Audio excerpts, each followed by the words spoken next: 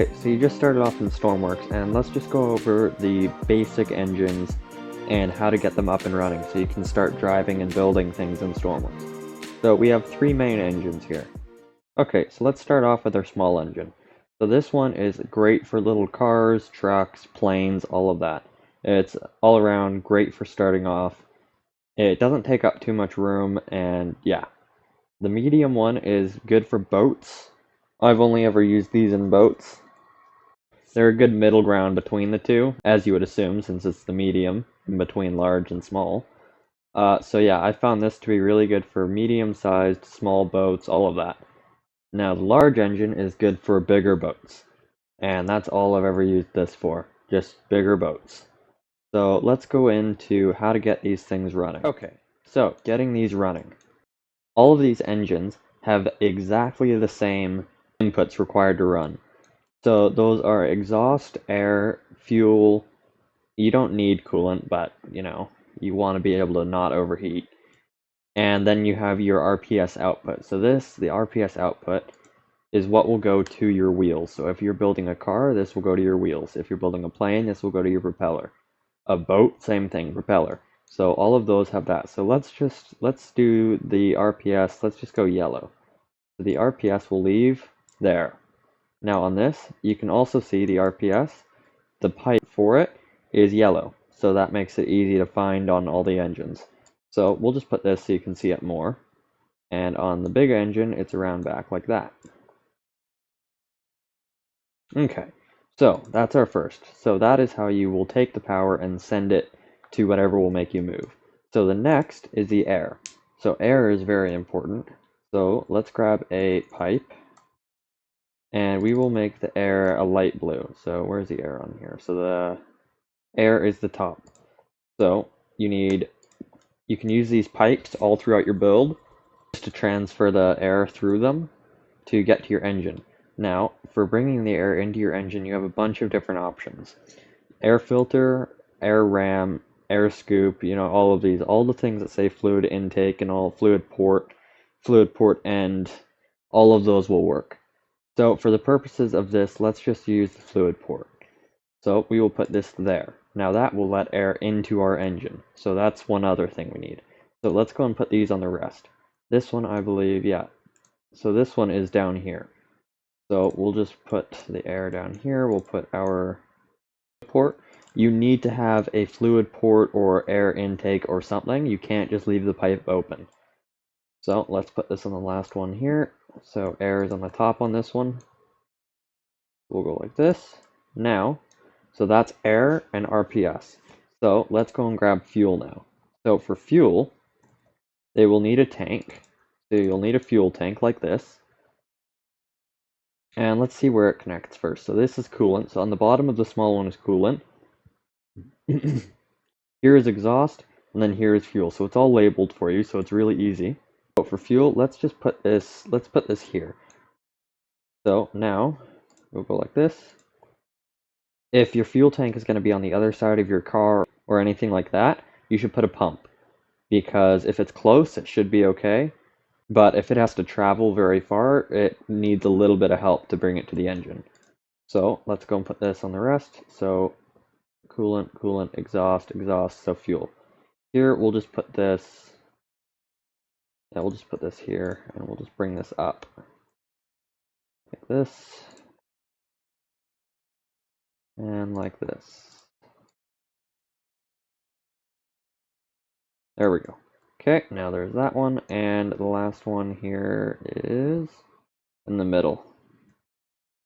So we'll just put the tank, we'll grab this, and we will just go like that, right under it. Okay, so we have fuel, air, and RPS, so that's a good start. So you need exhaust. Your engine won't run without exhaust, it'll all just back up. So let's go search exhaust.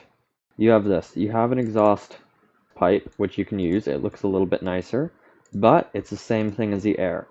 You can use any of these ports or fluid or air intakes and it'll work the same. But the one thing for the one thing for exhaust is, let's go dark gray. So we can go up and just go like this, and then put an exhaust tip. Let's just use the normal exhaust. It looks a bit nicer like that. And now the exhaust will go out there.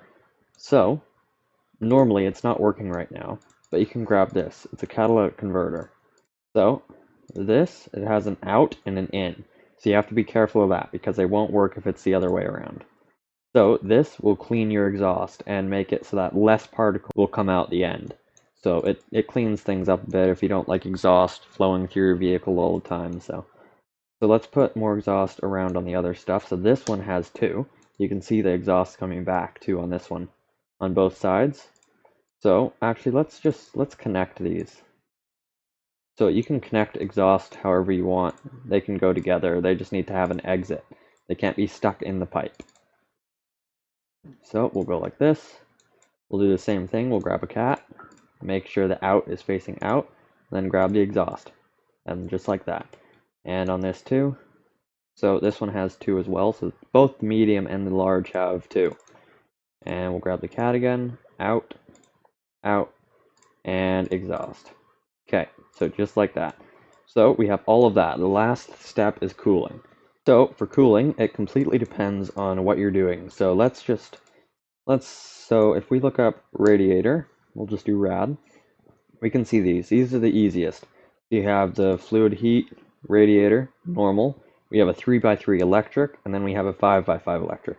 The 5x5, you can just use these as they go up. So we can go 5x5 here. Let's go with the 3x3 electric for this one. It's on the other side. Like that. And for the small, let's do this. The little one. And we'll go a little bit, we have to go like this because it's facing the other way. So we'll go like this.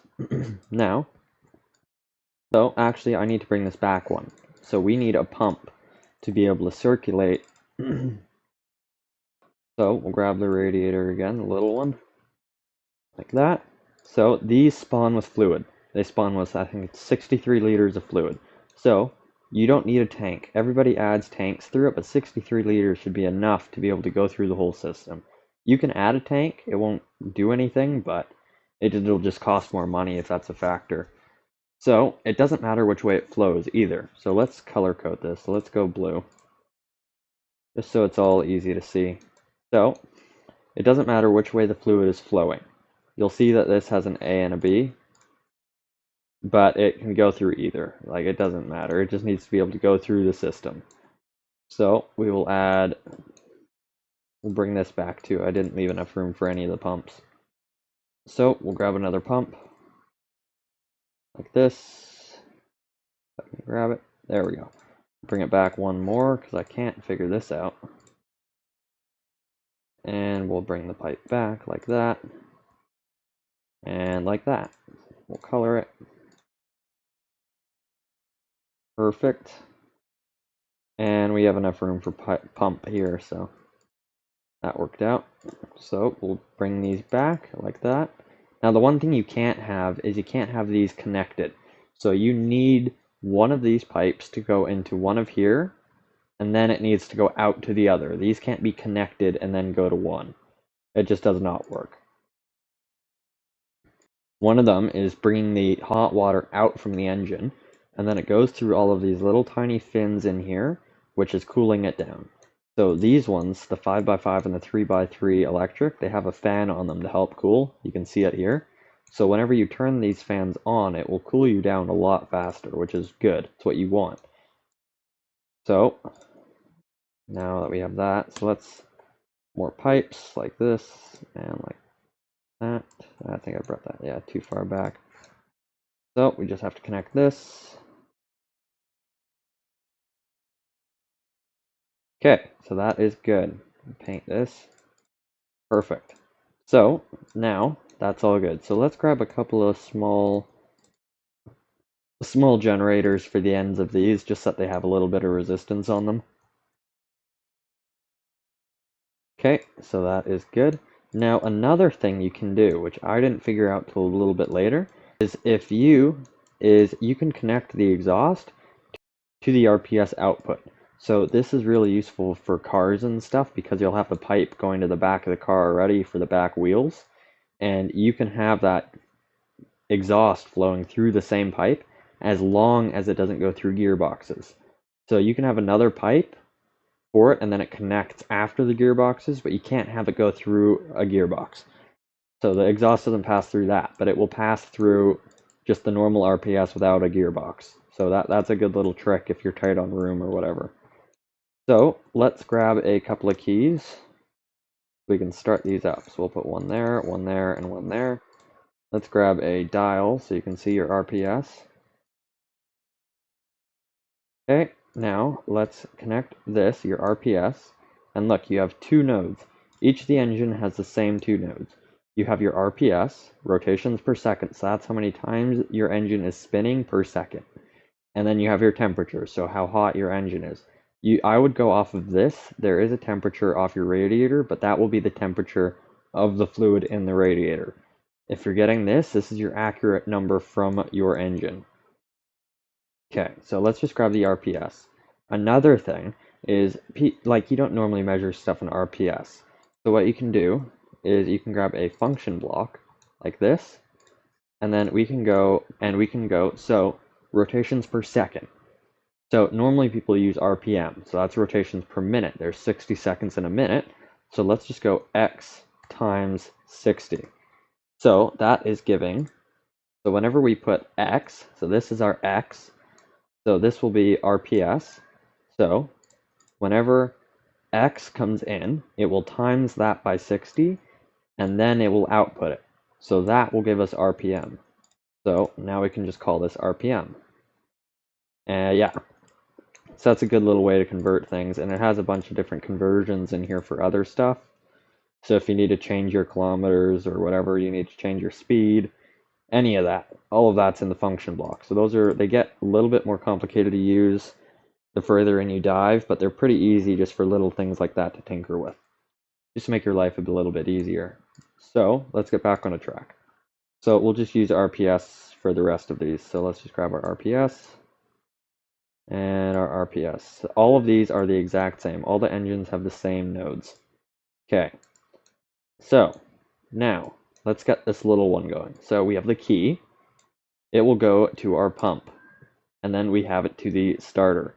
So the problem with this is if we press the start button, we will keep starting the engine. So the starter will stay on the whole entire time. The purpose of the starter is, as its name suggests, just to get the engine started. So I have another tutorial on how to do a good starter, so I'll link that in the description so you can go check that out. So I'm just going to go and grab that. Okay, so I have my starting micro here. It's a really short video and it's super easy, so I would go check that out if you haven't. So we're just going to hook this up to start, and then the starter is going to go out to here. So we're going to hook up our RPS. Now, basically, I'll just go over this really quick. So this is going to take our starter, and we're going to say, hey, we want to start this engine. So it'll take that, it'll take your RPS, and then it's going to say, hey, you're under a certain RPS. So for me, I have it as 2.7. So if it's below 2.7, your engine won't run. If it's above 2.7, it's running. So what I have in here, so we'll go look at this. So if our start is on, so if our key is turned on and our RPS is less than 2.7, it will turn the starter on. So that means that the starter won't be on the whole entire time. It'll only be on if our key is on and our engine is under 2.7. So that'll also stop us. So if we turn our key off, our engine will stop. So let's go and put this micro for each of these. The start will go to the key, starter, and then RPS, just like that. The start, starter, RPS, RPS. So that's super simple. Now, for the pumps and radiator, we want them to be on the whole entire time unless our key is off, so those can go right from the key. So we'll hook these up straight from the key. Same with that, and this one's already done. So that's good. Now, last thing we need here is a throttle. So I can control how much fuel and air I'm pushing into this engine to create more RPS and torque. So we'll hook the throttle up, and this will just go straight to the throttle. Just like this. So really simple. Okay, So that should theoretically be all we need. Oh, we'll go over this too. So if you go here to select, you can press these and you can choose your max power and RPS limiter. So 20 RPS is pretty quick. It's good for a plane, but like my big boats, so this little one will be okay at 20. The big one for big boats and stuff, I normally have my engines really low and I gear them up. So for now, we'll just leave this at 20 RPS. So you can play with these and yeah, it really helps you out with all your different builds because everything requires something different. But yeah, so we'll spawn this in and we will start them all up. Okay, so we'll press our key and there we go. So look at that. We get below 2.7 and it starts our key up again. So let's add throttle. Look at that. So perfect. So obviously it's not a very good idle because I don't have an idler or an actual micro in there controlling anything. I always do modular engines because you can just control all of their values a lot nicer. So this is just what this will sound like for now, and you can cut this back a little bit, like I'm full throttle.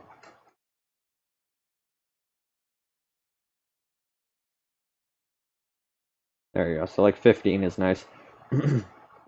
Okay, so let's start all of these up, make sure they all work nice. Good, so it catches itself, and let's just full throttle. There we go. Start her up. Full throttle. Perfect. So that's good. And look at this, you can see RPM now instead of RPS. So 20 versus 1200. So that's just a little bit nicer. And then you can see the temperature in here. So we are climbing, but not too fast. So there's a bunch of different cooling options. So I will go over that later.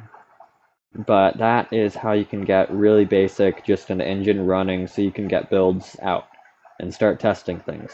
So I hope that helped.